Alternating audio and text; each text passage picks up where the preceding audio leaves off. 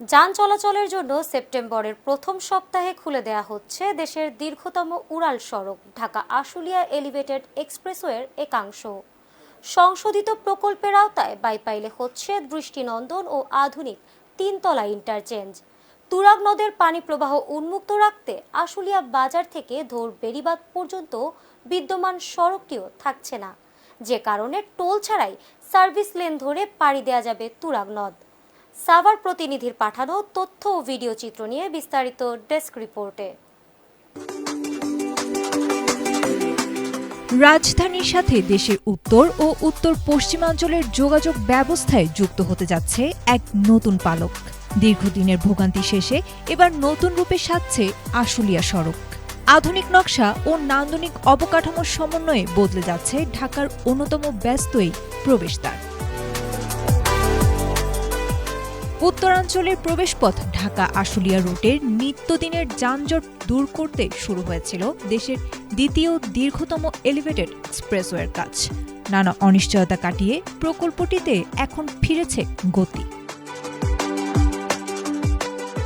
আগামী সেপ্টেম্বরের শুরুতেই সর্বসাধারণের যান চলাচলের জন্য খুলে দেওয়া হবে ২৪ কিলোমিটার এই এক্সপ্রেসওয়ের একটি অংশ। এরই মধ্যে জুলাই পর্যন্ত পুরো কাজের সার্বিক অগ্রগতি হয়েছে ৭২%। সংশোধিত নতুন নকশায় যুক্ত হয়েছে একাধিক চমক। বাইপাইল এলাকায় নির্মিত হচ্ছে একটি দৃষ্টিনন্দন ও আধুনিক তিনতলা ট্রাম্পেট ইন্টারচেঞ্জ। এছাড়া ড্রেনেজ সুবিধা, ভূগর্ভস্থ বৈদ্যুতিক লাইন এবং হজরত শাহজালাল আন্তর্জাতিক বিমানবন্দরের ৩ নম্বর টার্মিনালের সঙ্গে সরাসরি সংযোগ ব্যবস্থা রাখা হয়েছে এতে। তুরাগ নদের স্বাভাবিক পানি প্রবাহ বজায় রাখতে আশুলিয়া বাজার থেকে ধোর বেড়িবাঁধ পর্যন্ত বিদ্যমান সড়কটি সরিয়ে ২.৭২ কিলোমিটার সেতু নির্মাণ করা হয়েছে। ফলে এই অংশে কোনো টোল না দিয়েই নদীর ওপর দিয়ে সার্ভিস লেন ব্যবহার করতে পারবেন সাধারণ যাত্রীরা। প্রকল্পের দ্বিতীয় সংশোধনীতে ব্যয় প্রায় ৫৪% বেড়ে দাঁড়িয়েছে ২৭,০৪৫ কোটি টাকায়।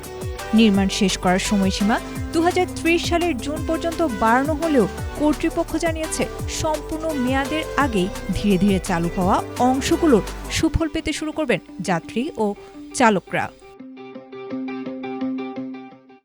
Desk report, ATN Bangla.